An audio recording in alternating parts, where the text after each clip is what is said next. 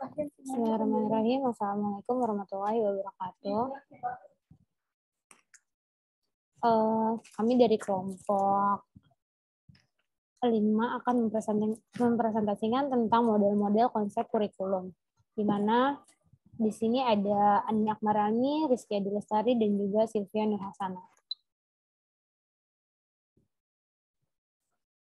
Tujuan perkuliahan. Yang pertama ada mahasiswa mampu memahami model konsep kurikulum, lalu ada mahasiswa menjelaskan model konsep kurikulum, lalu mahasiswa mampu mengetahui model konsep kurikulum. Agenda presentasi pada hari ini, yang pertama ada presentasi, tanya jawab, evaluasi, mengisi Google Form, lalu presensi. Untuk penyajinya di sini ada Rizky Adi Lestari, di mana materinya kurikulum subjek akademis, lalu Andini Akmarani, materinya kurikulum humanistik, dan juga Sylvia Nurhasana, materinya kurikulum rekonstruksi sosial, dan juga kurikulum teknologis. Yang pertama ada model konsep kurikulum, di mana model konsep kurikulum terbagi menjadi 4, yakni pendidikan klasik, pendidikan pribadi, teknologi pendidikan, dan juga pendidikan interaksionis. Di mana model konsep kurikulum sangat berkaitan dengan aliran pendidikan yang dianut pada pendidikan dapat diberikan menjadi 4, yaitu pendidikan klasik, pendidikan pribadi, pendidikan, dan juga pendidikan interaksionis.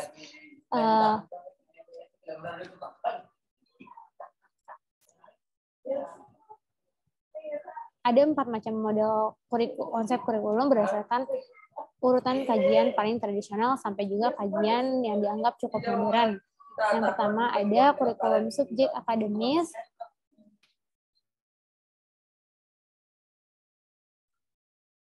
lalu yang kedua ada kurikulum humanistik, lalu yang ketiga ada kurikulum konstruksi sosial, dan juga ada kurikulum teknologis. Yang pertama ada kurikulum subjek akademis.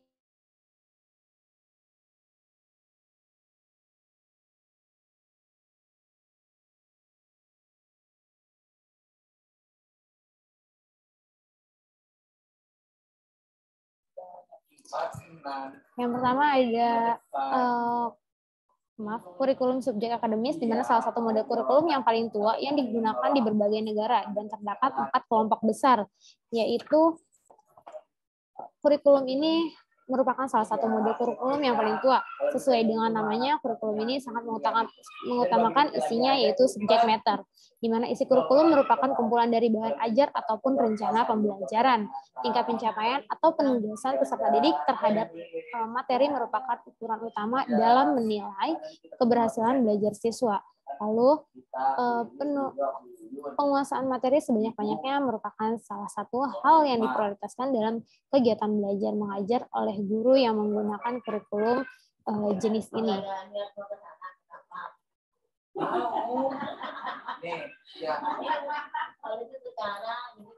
Ditinjau dari isinya, menurut Sukmadinata pada tahun 2005 mengklasifikasi kurikulum model ini menjadi 4 kelompok besar.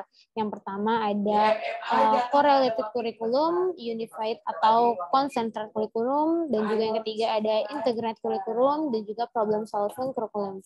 Di mana yang pertama ada correlated curriculum, yaitu kurikulum ini merupakan kurikulum yang menekankan pentingnya hubungan antara organisasi materi atau konsep yang dipelajari dari suatu pembelajaran dengan pelajaran lainnya, tanpa menghilangkan perbedaan esensi dari setiap mata pelajarannya.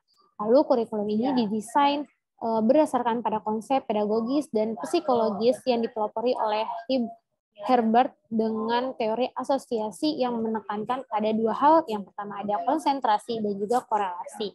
Lalu yang kedua ada unified atau concentrated curriculum, di mana kurikulum jenis ini sangat kental dengan disiplinnya ilmu. Salah satu aplikasi kurikulum jenis ini terdapat pada pembelajaran yang sifatnya tematik. Yang ketiga ada integrated curriculum, di mana bahan ajar integrasi menjadi satu keseluruhan yang disajikan dalam bentuk suatu bab. Dalam satu bab terdapat hubungan antara pelajaran serta berbagai kegiatan siswa. Menurut Ahmad, 1998 menyampaikan ciri-ciri kurikulum yang pertama yaitu bab haruslah merupakan satu kesatuan yang bulat dari seluruh bahan pelajaran.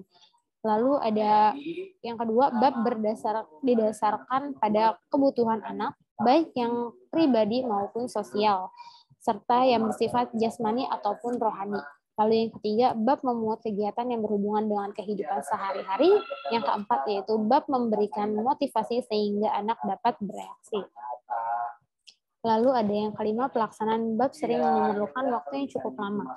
Hal ini disebabkan percobaan atau perolehan pengalaman yang membutuhkan waktu lama. Yang keempat ada problem solving curriculum, di mana problem solving curriculum ini berisi pemecahan masalah yang terdapat dalam kehidupan sehari-hari. Menurut IDI, pada tahun 2007, ada 4 cara dalam menyajikan pelajaran dari kurikulum model subjek akademis. Yang pertama yaitu materi disampaikan secara hierarki atau materi yang disampaikan dari yang lebih mudah hingga materi yang lebih sulit. Lalu yang kedua, ada penyajian dilakukan berdasarkan prasyarat, di mana memahami satu konsep tertentu diperlukan pemahaman konsep lain yang telah diperoleh atau dikuasai sebelumnya. Yang ketiga, ada pendekatan yang digunakan cenderung induktif, di mana disampaikan dari hal-hal yang bersifat umum menuju ke bagian-bagian yang lebih spesifik. Lalu yang keempat, ada urutan penyajian bersifat kronologis. Penyampaian materi selalu diawali dengan menggunakan materi-materi terdahulu. Selanjutnya akan dipresentasikan oleh Andini Akbarani. Buat sekolah nanti kita juga ngerti ya, ibu juga udah ada bayangan. Udah pendidikan yang itu dulu lah, gitu. Bukan.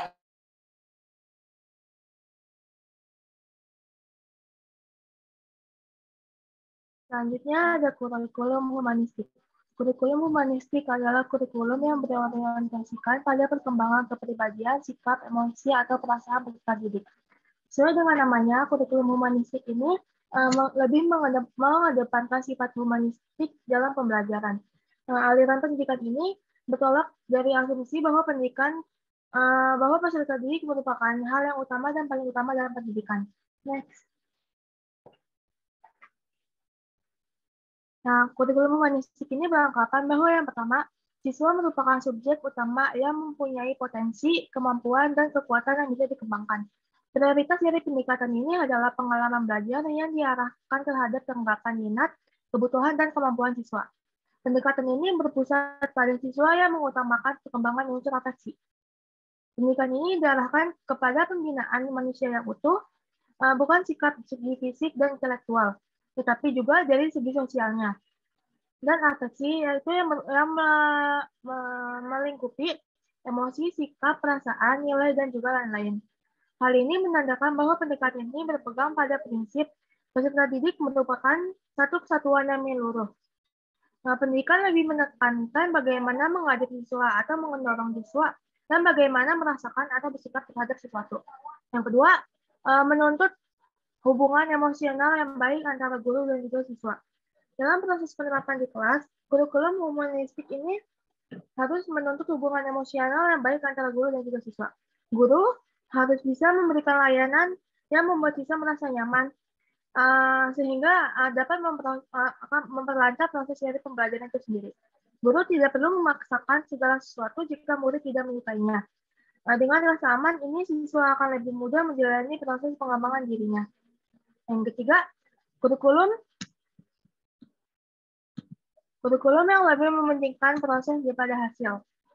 Sasaran utama dari kurikulum ini adalah bagaimana memaksimalkan perkembangan anak supaya menjadi manusia mandiri. Proses belajar yang baik adalah aktivitas yang mampu memberikan pengalaman yang bisa membantu siswa untuk mengembangkan potensinya. Next, ya. Nah, di sini ada klasifikasi pendidikan humanistik menurut Sukma Dinato 2005, halaman 87. Yang pertama ada pendidikan konfluen, yaitu menyatukan segi afektif dan kognitif dalam kurikulum.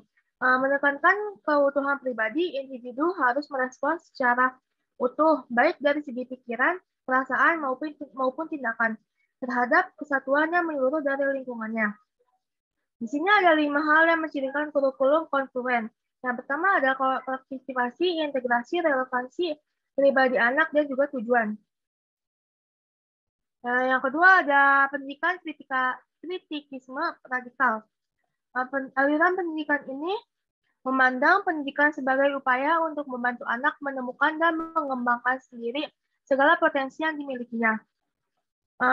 Dengan ini, upaya pengembangan dirinya berjalan secara optimal. Proses pendidikan lebih cenderung dilakukan secara demokratis dan tidak ada pemaksaan. Kemudian dorongan serta rangsangan ke arah perkembangan merupakan sebuah hal yang utamakan. Yang ketiga ada mistikisme modern, yaitu menekankan latihan dan pengembangan kepekaan, perasaan, kehalusan, dan juga persepsi. Dalam proses pembelajarannya, latihan ini untuk mengembangkan kepekaan, perasaan, dan juga kehalusan dari peserta didik. Dengan latihan-latihan yang rutin, diharapkan kepekaan perasaan dapat tumbuh dengan baik.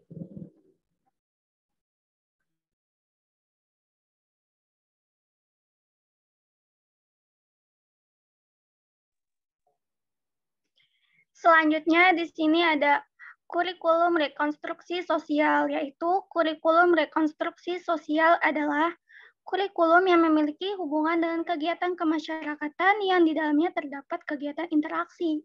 Interaksi di sini mempunyai makna yang lengkap, yaitu tidak hanya mencakup interaksi guru siswa, tetapi juga interaksi antar siswa, serta interaksi siswa dengan orang lain di sekitarnya, dan juga dengan sumber belajarnya. Dengan interaksi ini akan terjadi di masyarakat sehingga terbentuklah masyarakat yang lebih baik.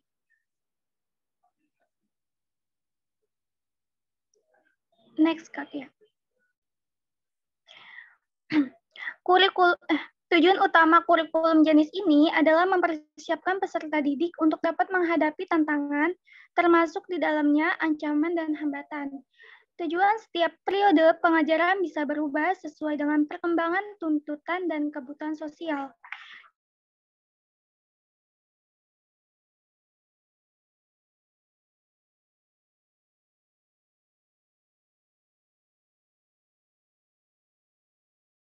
Tujuan dan berubah tergantung dari perubahan masyarakatnya. Dalam kegiatan evaluasi, siswa dilibatkan terutama dalam memilih, menyusun, dan menilai bahan yang akan diujikan.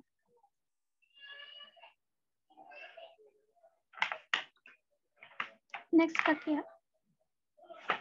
Yang keempat, kurikulum teknologis, yaitu kurikulum yang pada dasarnya dipicu oleh kemajuan teknologi yang ada.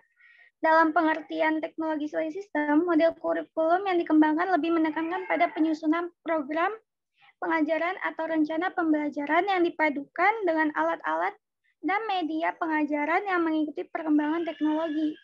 Dalam pengertian teknologi alat, model kurikulum yang dikembangkan berisi tentang rencana-rencana pembelajaran yang dilengkapi dengan penggunaan alat-alat teknologi untuk menunjang efisien dan aktivitas pendidikan.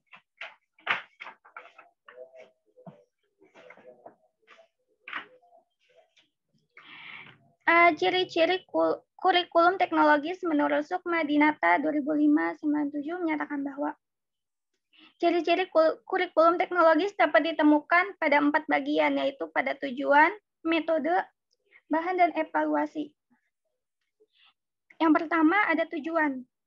Tujuan diarahkan pada penguasaan kompetensi yang dirumuskan dalam bentuk perilaku hasil belajar yang dapat diukur. Tujuan yang masih bersifat umum dijabarkan menjadi tujuan-tujuan yang lebih kecil yang di dalamnya terkandung aspek kognitif, afektif, dan psikomotor. Yang B, metode. Pengajaran bersifat individual. Setiap siswa menghadapi tugas sesuai dengan kecepatan masing-masing. Karena itu, siswa yang memiliki tingkat belajaran cepat, sedang, atau lambat sama-sama mendapat perhatian. Meskipun demikian, juga tak tertutup kemungkinan adanya tugas-tugas yang bersifat berkelompok. Yang ketiga, bahan ajar. Bahan ajar itu isi kurikulum yang banyak diambil dari disiplin ilmu, tetapi telah dirancang sedemikian rupa sehingga mendukung penguasaan sesuatu kompetensi. Bahan ajar yang besar disusun dari bahan ajar yang lebih kecil dengan memperhatikan urutan-urutan penyajian materi dalam pengorganisasiannya. Yang keempat, evaluasi. Evaluasi bisa dilakukan kapan saja. Siswa telah mempelajari suatu topik atau subtopik, ia dapat mengajukan diri untuk dievaluasi. Fungsi evaluasi ini diantara lain sebagai umpan balik bagi siswa dalam penyempurnaan penguasaan suatu satuan pelajaran atau formatif bagi program semester sumatif, serta bagi guru dan pengembangan kurikulum. Bentuk evaluasi umumnya objektif tes.